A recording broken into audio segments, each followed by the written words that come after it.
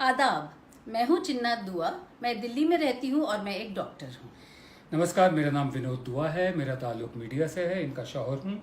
हम दोनों दिल्ली में रहते हैं। जॉय ऑफ उर्दू ने अपना एक कैंपेन शुरू किया है, stay at home and read. घर बैठिए, किताबें पढ़िए। इसके तहत हमने आप लोगों के साथ अपनी एक रेंडिशन, जिसका कलाम गालिब साहब का है, वो हमने आप लोगों के साथ शेयर करी है।